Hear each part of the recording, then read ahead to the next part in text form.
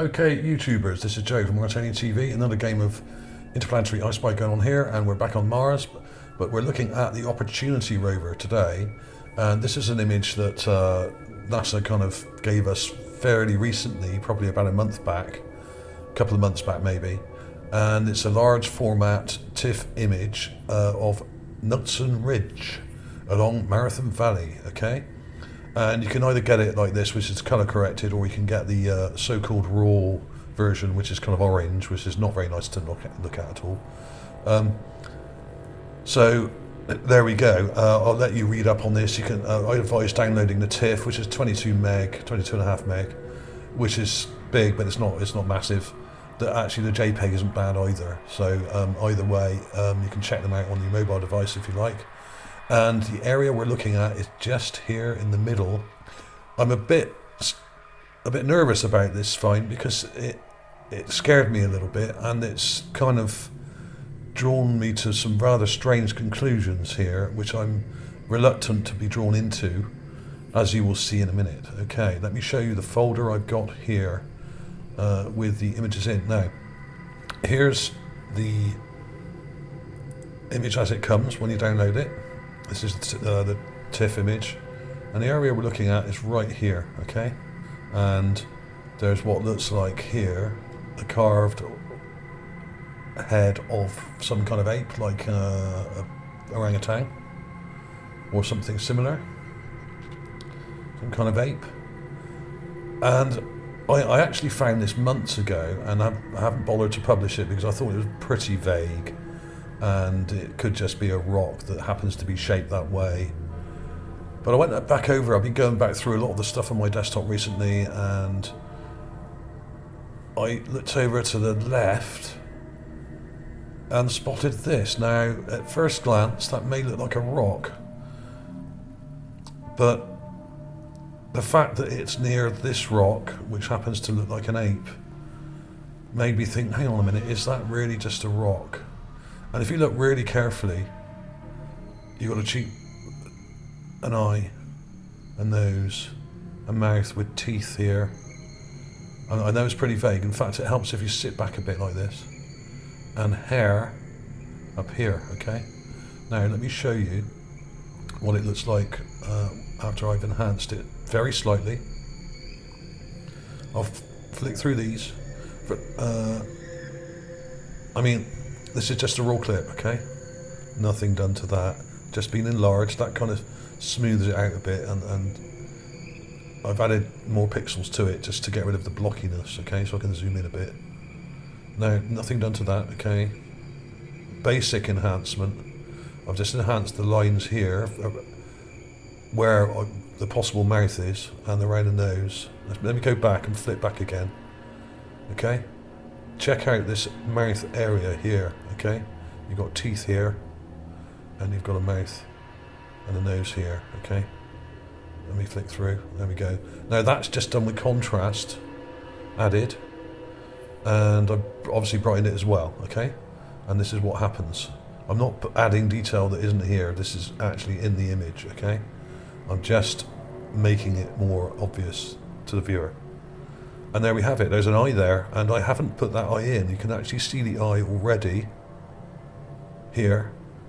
You can actually see an eye there. And like some of the other things I've found on Mars, they seem to still have their eyes. Almost like they're freeze-dried, like some of the ancient seals in Antarctica, which have been found to be 6,000 or 7,000 years old and still perfectly preserved with frozen eyeballs and perfect skin and still with whiskers and everything. Now, the conditions on Mars are very similar to the Antarctic, although much drier, probably even colder at night. But this is the Opportunity Rover, remember, so this is very barren, this land. It's not like what we see in Gale Crater. It's almost featureless. It's very different from Gale Crater, where the Curiosity rover is, okay? There we go, there's the added contrast, okay? So I haven't done much to it. Now I've clipped it to get in closer, and I've sharpened it a bit, okay? Just to bring out some of these details. And you can see now, you can see this eye, you can see a cheekbone here sticking out, you can see a nose here, See the nasal cavities there, nostrils, teeth, a very small chin, an ear here, and what looks like hair up here. Now, when I sort of sharpened this up, I thought, hang on, is that carved or is it actual hair? It's got this fluffy-like appearance to it up here. And then I thought, hang on a minute, I mean, this is on Mars, right, okay. We've got a semi-human looking head with hair, a nose, an eye, a mouth with teeth, a very pronounced cheekbone here. I thought, could this be a carving or could it be an actual head? I don't know. I mean, when you have images that are taken it with a 2 megapixel camera, a lot of the detail is not picked up. The really fine detail is not picked up. So this may well be hair, but it does seem kind of fluffy up here, the texture. Okay? So there we go. I mean, that was it. I mean, what can I say? Let me show you some comparisons here because, I mean, this is just insane. This is insane. Now, I looked up Bigfoot. Now, I'm not saying this is a Bigfoot, but I'm just saying the facial proportions are similar. You have a very short, like, which one was it? You have very pronounced cheekbones, like this guy here. Okay? You have a very small chin, which is not of human proportions. Now this one's taken from the Patrick and Gimlin film, and notice how small and receding the chin is there. Unlike humans who have quite large square jaws, many apes and greater primates have quite small maxillas, okay? Not maxillas, mandibles I should say. So they have kind of a jutting chin or a very small chin compared to humans, okay, like this guy here. I mean, a lot of these illustrations are quite ridiculous, but some of these are actually based on many eyewitness accounts. This one here particularly looks quite good. But I'm not saying this is a Bigfoot. I'm saying that these are not human proportions. This is not a human skull, if it is a skull. Let's have a look at it in here. Look how short and kind of receding that chin is there, okay? Now some humans do have very small chins, but it's usually a mutation or something like that. But generally we have if this was a human skull, it would come right down to here. Now I appreciate some of it may be buried, but it doesn't look like it. It's kind of sitting there, and there's part of the neck here, and I don't know, it's insane. If you look at the maxilla, I mean this area here between the nose and the mouth, that's very long. Now that's not a human trait at all. This is something you see in gorillas, you see it in chimpanzees, you see it in other primates like monkeys and stuff. You don't see that in humans. Generally, most humans have a very specific proportion to their face. In other words, the eye socket would be further back here, and you'd have a more pronounced nose, but generally a shorter nose. And this measurement here between the bottom of the nose and the mouth is very specific with humans, or Homo sapiens I should say. And I'll demonstrate that. I've got another thing up here. Look at the proportions here. Now this is a human skull, Homo sapiens sapiens, okay? Look at the maxilla. The maxilla is this area here, okay? And you've got this measurement here between the bottom of the nasal cavities here and the mouth or teeth here, okay? The dentition here. That is roughly the same distance as this, and often the chin is a bit longer, okay, than this, but they're approximately the same.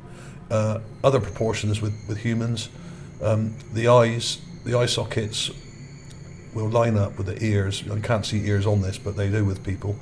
If you look at the eyebrows, the eyebrow area will line up with the top of the ear, which comes to here, and the lower part of the eye socket, the lower part of the nose here would line up to the bottom of the ear, or the ear lobe. So the ear, if I was to draw an ear on there, I would draw it right there, and it would come to there, okay?